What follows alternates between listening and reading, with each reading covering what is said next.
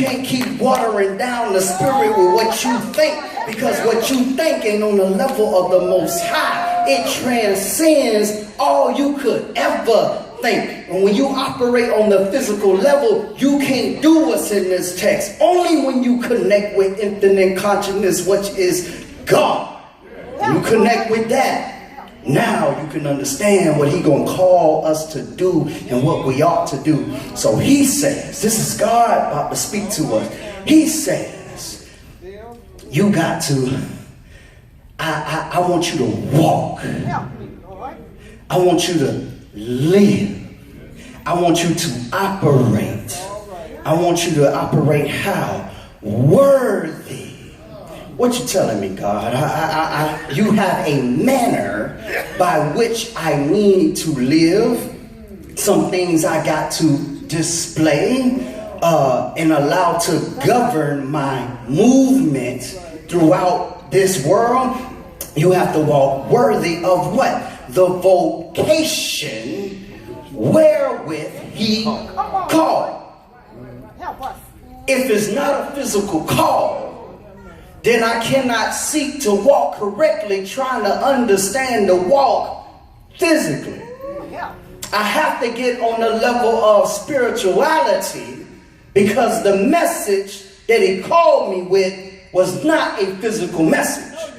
It was a spiritual message. And only when I can grasp that and operate in my spirit can I operate with a true spirit, too strong attitude. And when I walk about, I am not bound, I am not chained, I am not trying to please somebody else. I just walk in my true calling, being connected with the spirit. So when I say too spirit, too strong, it's saying I know who I am, but it's too strong for you because you don't understand where I am and you don't understand spirit. But if I walk how I ought to in the spirit, you're gonna one day, hopefully I'm praying for you, wake up to the spirit and you will know what I've been trying to tell you all along. So He says walk worthy. Well, what do you mean worthy?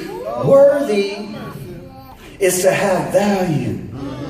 It's when you judge tentatively or you approximate the value of a thing. You have measurement of the quality that it may hold or that it has. You have an esteem in which it is held. So when I am living, I live by the worth of the message that came to me. What is the message of the gospel worth to you? Because scripturally, the message is not only worth His life, but He says greater love hath no man than to lay down his life. If this message that He gave is not worth you walking in such a way that you will die for it, then you can't understand true spirit, too strong, because you ain't there yet. You ain't ready to die. And then you say, that's kind of extreme. I know it's extreme. You got to get there. You got to get there. It's progression. It's maturity. Well, I don't want folk hating me like they hate you. Wait, let me tell you something. Well, come on. When you get too spirit and you're too strong, first thing you realize, they ain't hating you. Amen. They hating you. What they don't understand. That's got you. And when He got you, it's not you they even need to understand. They need to understand Him. And when they understand that, then they can accept you. So you don't even have to walk and be agitated by them hating on you, because it's not about you. You're going to see that as we go further. They're actually hating on what is. When you connected with God and you in the spirit, you are going to be too strong for some people to sip. It's Brown be joking with me about my coffee. He say he drink that kerosene stuff from store. Look, when you connect with the Most High, you start to Move the systems of the matrix out of the way. Well. And when you walk into a place, you realize everybody's Everybody. And when you realize that if you connect it with the spiritual, the Most High, then you say, wait a minute, I can't be quiet. Because to be quiet is to feed into the plan of the system. I already told y'all what the system is. We don't have them lessons. Because the system wants the one that's woke. He don't care if you woke. He cares whether or not you try to wake other people up.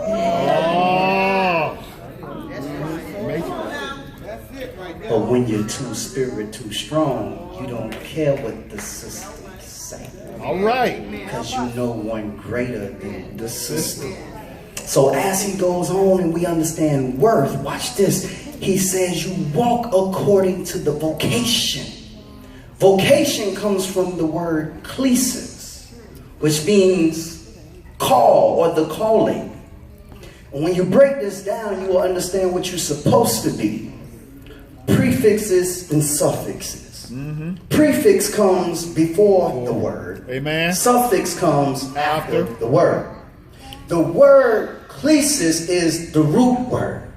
When I put a prefix on the beginning of that word, I will come up with another whole word. Amen. It's kind of like if I say pre-order, that's before the actual order that's going down. Right. In the Greek, they actually had prefixes and suffixes. So the root word klesis, which means call, and then I just throw a prefix on the word.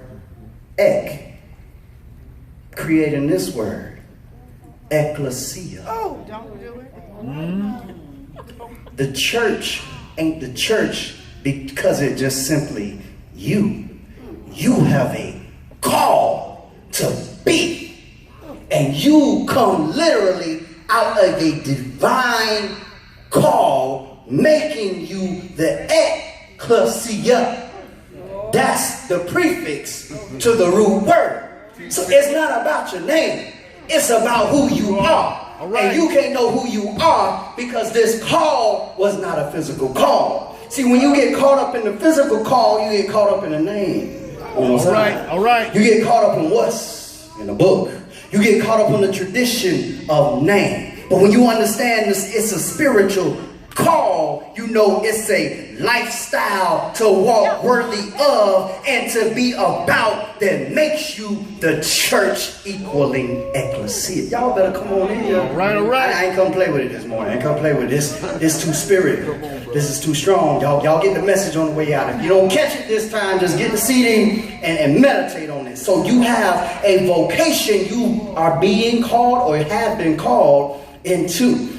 So the Most High says, walk worthy. Now, he's going to tell you how to do this, and this is what is wrong with our people. And when I say our people, I mean period, point blank. You can look at this in the church or however you want to do it. But right now, let's deal with the out of the call or the ecclesia or the church as the most common word as you know it. Why the division? Why the hurting of one another in the ecclesia? Why? Answer's right here. It's right here. He says, with all lowliness. And he's telling you how to walk. With all lowliness, meekness, with long suffering, forbearing one another in love. All right, here's your first challenge to walking in the call to which you were called to. This thing, lowliness, means that the person in the walk, Brother Cooper, has to have a humble opinion of who? Self.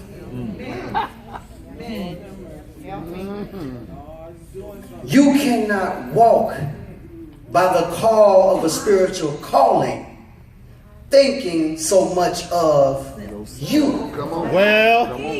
Come on, tell it. That's deep, bro. If you're not humble, you can't understand and connect with the unity we are called to because you think too much of you. All right. Your opinion is too high of self. What does that look like when your opinion is high of self? Anytime you have a creed, a way, a tradition All right. that is not in this word, the spiritual guidance system, but it's your thing. And your thing is not in the spiritual thing. You think so highly of self that when the Spirit calls you to let go of that thing, you can't let it go. Because what you think of your system, yourself, is higher than that. And when you think that what you got is better than that, you can never walk worthy of the vocation wherewith you are called, because this calling is spiritual and you are carnal. So until you lower your look of self, you cannot attain to being too spiritual, and you will never be strong. So he says you gotta walk worthy. How you do it? You gotta have a humble opinion of yourself. What does that help us with? Well, if I have a humble opinion of myself, I can be gentle with my brother or my sister. I can exercise meekness. Right. Because to recognize a humble opinion of self is to already know, number one, it's an opinion of self. Did y'all hear this? Yes. It's not a fact of self. It's an opinion of self. See, a fact of self, the only one that knows you as you are is the Creator. Amen. He know you better than you know you. All right. I may not know you as good as I ought to know, but he know you better than you know. But you have an opinion of self rather than dealing with the fact of self. What's the fact of self? You ain't better than me. And you can be higher than the Most High.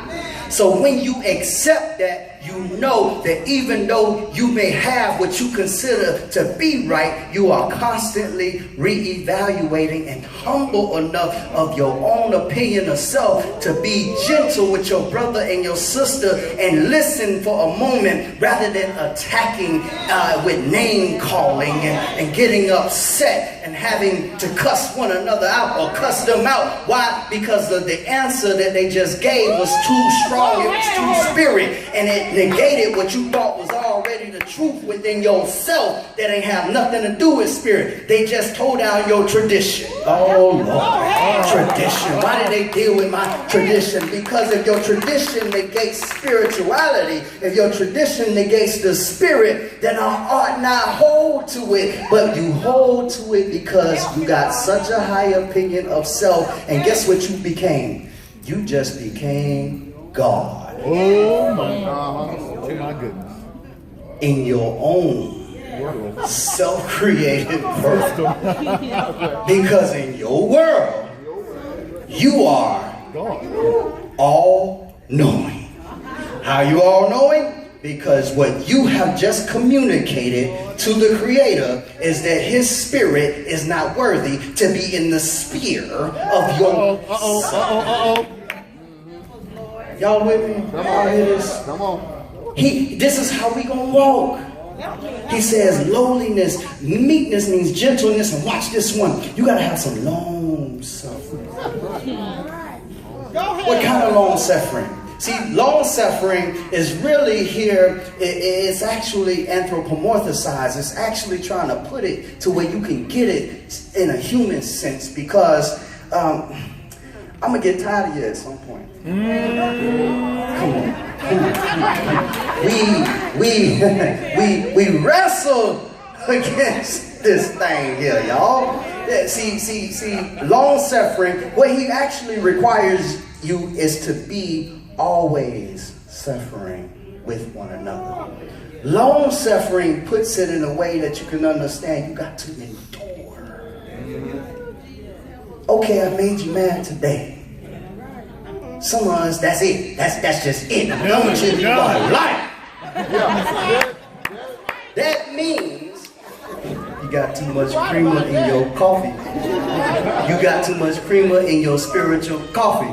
Because the moment I aggravate you, you are done for life. That's what kind of forbearance is that? Okay, so we're going to see how it ties in. So you got to forbear. Then he says, how you do this? In love. Scriptures say, God, Most High, the consciousness that is self-existing. It says, that is, he is love. The reason we cannot forbear is because being forbearing, being long-suffering, and having meekness, all is contingent upon us understanding this thing called love, and that's what the Creator is. So I have to connect with the Creator in order to carry out forbearance, meekness, and long-suffering. If I'm not connected with the Creator, I can't do that. So watch this. So the moment I get tired of you, I have to reevaluate my relationship with the Creator. Because if I don't do that, then I just focus on you being the problem and me being right. Which also goes back to us understanding you got an opinion of self that is too high. You need to lower your opinion of self and evaluate why you can't forbear with your brother, long suffer your sister, and have meekness toward the church and everybody in it. You can't do it because you ain't connected with love. What is love? He says God is love. That means you ain't connected with the Creator. So you gotta find a discrepancy now in your self. But when you got a high opinion of self, guess what you can't see? A discrepancy with self.